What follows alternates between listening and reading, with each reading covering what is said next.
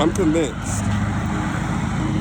I'm convinced that there is nobody on this planet, not even the professionals, that know anything about football. Ever since people was little, all you ever heard was football is the biggest team game, right? Only for everybody to then criticize a quarterback on a 4-0 football team with no turnovers and say, yeah, he just not that dude. Mind you, got one of the toughest schedules, bruh. Like, every Eagles fan came into the season looking at that schedule and would have never said we'd have been 4-0. I'd have slapped anybody that would have said that. Yeah, we'd have been 4-0. You lying. You lying. Mind you, keep in mind, you would have never said we'd have been 4-0. Also, you would have never said that Jalen would have had no turnovers. And combine them two together, 4-0, no turnovers by Jalen, and Saquon still struggling like the Super Bowl. I swear to God, nobody on the fucking planet would have said, oh yeah, the Eagles are 4-0. Or bruh, that shit is mind-boggling to me. But somehow we're rewriting history. We're rewriting it. You know, it's so funny to me. When Patrick Mahomes is getting, all of the love for doing things that Jalen goes and does, and it gets shitted on, it makes you wonder, why the fuck is this goalpost moving so much? Like, the hate has to be like clear. It's for real. Let's keep it above.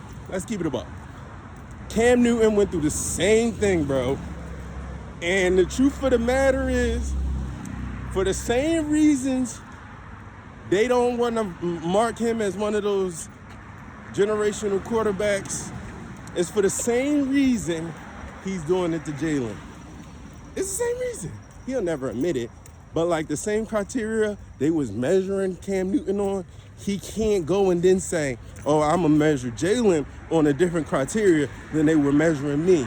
Now, granted, Jalen got a Super Bowl and all that, but you know what I'm saying? And people always talk about Jalen not having a weapon, or Jalen having the weapons that, but Jalen was winning when he came in with the number 2 jersey on. Jalen had that focus that he still had. People act like when they see a starting quarterback that we got to still remember him for all of his flaws, even though he's overcome them.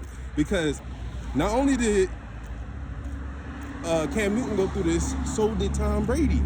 People wanted to keep saying, oh yeah, it wasn't because of Tom Brady. It was because of Bill Belichick. It was because of the defense. Truth of the matter is, it could have been, it's supposed to be that. You know what I mean? Like, what's crazy to me is when you got a league full of players on every team that's really, really good. The only thing that really separates one team from the next is being able to make everybody on your team play at the level that makes the team look good. Like, mind you, one player can go to another team, I don't care how good he is, and be in a system that doesn't bring the best out of him. And then you're looking at that same dude that was an MVP like barely a player that's worth being in the league. And it's basically because the level of the playing field is like so close. Everybody's good. So when somebody is not playing up to a level, everybody can point it out. It's not hard to see. You know what I mean? Like, I'll be like blown away at the fact that you win close games and people like, no, bro. The Eagles keep winning these close games. They almost lost. But when the Chiefs was doing that last year, everybody was like, that's a championship team. That's what a defending championship team does. But then the Eagles do it, it's like, no, bro. That's not a good team right there. They should be doing way more than that. You know what I'm saying? And what's crazy, like, people be like, yo, Jalen got to do way less than Patrick Mahomes. And that's funny to me. Only on the strength that if Jalen got to do less for us to win, imagine If he had one turnover, we still 4-0? Doubt it. That Super Bowl he lost, one turnover, was the only thing that separated us from winning. So when people say, oh, Jalen wins close games, why didn't nobody say that when the Eagles won a close game or the Eagles lost a close game in the Super Bowl to the Chiefs? Then come back, play that team again, and beat that ass. So I'm trying to understand, like, how does that work? You know what I mean? The haters got too much energy and don't even know what the fuck they talking about. Like, I get it. You love your team. You love your players. You love your city. I get all that. But they make it seem like, oh, the Eagles is doing stuff that nobody else did before. Like, bro, if you had an offensive line that could get a 1 yard, why the fuck would you throw the ball? It just doesn't make sense why people want to criticize a 1 yard play, which is even more mind-boggling to me when that 1 yard play get 3-4 yards. Who ever seen this? And then of all the plays to use on a team, the sneak got to be the most disrespectful because it looks like nothing else. And mind you, we're doing the trick plays with it now. And I'm pretty sure people going to get under our skin about that too now. Because like now, oh, they making trick plays from it. But if we would have just kept doing that shit, like, watch, I guarantee y'all, watch. I was doing trick plays from it now. People going to be like, oh, they don't even just do the push no more. Do the push though. Like, bruh, well, I guarantee it. The hate got to keep finding reasons to hate. It can't stop. You know what I mean? Like, if y'all ain't been watching this goalpost move for Jalen, this goalpost is moving like a motherfucker. Like, I ain't never seen a goalpost move so much in my life. They want everybody else in the league to win a Super Bowl just so that they can make Jalen look stupid for winning one. Like, they would rather have the New York Jets quarterback win a Super Bowl than Jalen. It's getting that bad. It's getting that bad. They don't give a fuck who it is. They don't want it to be Jalen no more. And what's even more crazy, the whole hate around him was that he was a running quarterback. And he's slinging the ball around in the Super Bowl. Then, start the season. The whole thing about it is, like, we ain't hearing nothing about Saquon struggling in the Super Bowl. We ain't hearing nobody talk about, oh, Saquon, you was balling last year. You ain't balling this year. Like, we ain't hearing none of that. That's crazy to me. And I ain't got nothing against Saquon. This is not even about that. It's about the fact that you can see one player doing one thing and hold another player to a whole different standard when this player is supposed to be better than the other player, as everybody clearly had mentioned. So, like, you know what I mean? We was shaming Saquon. We was shaming Jalen for Jalen for playing crazy in the Super Bowl. Like, he wasn't playing better than 2 players, 3, 4, 5 players that was better than him on the field. Like, Saquon wasn't the only player that was better than, like, people were saying was better than Jalen on the field. But he outplaying everybody on the field. Chris Jones, everybody in that Super Bowl. It wasn't just one player. It wasn't just Patrick Mahomes. You know what I'm saying? It was a couple players that were top 100s that wasn't having top 100 games. Come on, man. Y'all be getting on my nerves. Y'all really be getting on my nerves. I be trying to be an objective Eagles fan, but I don't be seeing the respect given. It be so lopsided. Like, I'm trying not to bring up the race card with Jalen because it's getting more and more clear. Outstanding citizen, a guy that carried himself like a real man, and y'all got everything up under the sun. Bruh, it's crazy to me. It's crazy to me. He would have got appreciated when Malcolm X and Martin Luther King was around and he was doing this in the league. Oh my God, you imagine? Can you imagine? Can you imagine Jalen in the 80s? Jalen Hurts in the 80s. Playing like this, carrying himself like this, winning like this. They wouldn't know what to do. They wouldn't know what to do. Don't go any farther back than that. Don't go any farther back than that. He might not even be in the league for real. He won the Super Bowl and they kick him right out. You know? Because they realize what kind of type of change he gonna make. It's getting crazy, dog.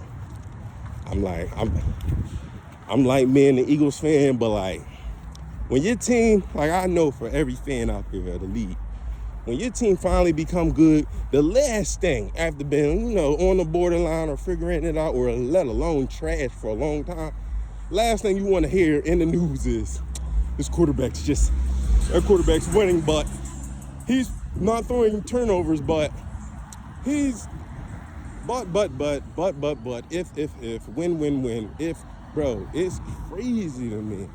Like, if Jalen didn't play with this, if he didn't play with that, if he had this, if he had that, bruh, it's crazy.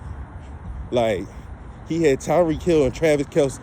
Both was considerably top 5 at their position. Nobody was saying this. Great quarterbacks need great weapons. Now Jalen gets weapons. Oh, he got too many damn weapons. He got a whole smorgasbord. Whole time, what's the boy name? Joe Burrow, he come in the league with a top 5 receiver. I don't know how many times you get that. I mean, somebody you was actually throwing into in college, still ain't win no Super Bowl. Been there, but ain't win it. Play the Chiefs all the time. If you don't have their number, I don't know who else would. And you still didn't get it done. I'm trying to understand how, Joe Burrow, you been in the league more than Jalen. You played the Chiefs more than Jalen. You coming from a conference where it's not really a bunch of juggernauts. You know what I mean? For a little while, it was like, if the Chiefs don't win it, we don't know who's going to win it. You know what I'm saying? And if it wasn't somebody from the AFC other than the Chiefs, it was somebody in the NFC. The 49ers, the Lions, the Eagles. You knew who it was going to be. So it's crazy to me how the quarterback of that same team that has, like, since his number been 2, been a playoff contender, ain't been in the top 5 of the NFL draft as a starting quarterback for this franchise. You know what I mean? Like, people want to talk about, we're going to take Joe Burrow, but he's injury prone coming out the draft. Sounds like Joel Embiid to me. Because if you can't be on the field, I don't care how great you are, it just makes it hard to do it. Especially when there's other players in the league playing that ain't even that far off from you, playing in games, proving themselves, showing up, not getting injured. And I'm not saying it's supposed to be your fault, but bruh, like, come on now. I'm not ranking nobody in a league where you're playing game and you're not playing and you're going to be ranked over somebody that's playing game at your position. Stop it. I'm having a hard time with this top 10 thing because it's just not adding up. Like, you don't want to take into the longevity of a player, but then it's like we picking categories that fit who we want to like. So if we want to do who's had the most passing yards this season, you know what I'm saying? Like, but you know how many times teams have led the league in passing and done nothing with it? Like, that's not a statistic that ever correlated with a winning team. But we want to measure your quarterback on that, even though we know from the time a quarterback come into the league, if he got to throw more than 30 passes a game, that tell you what the team is, period. So, like, I don't care how good you are, you're not having a good team don't make you better. Like, it don't make you better because you're on a bad team and you got to throw the ball and everybody got to see you throwing it. Like, that don't mean you better. Oh yeah, we're asking you to do more. Nigga, so they was asking Scottie Pippen to do more on the Bulls. All Jordan had to do was score. Pippen had to rebound, guard the best player, you know what I'm saying? Do that mean that Pippen was better?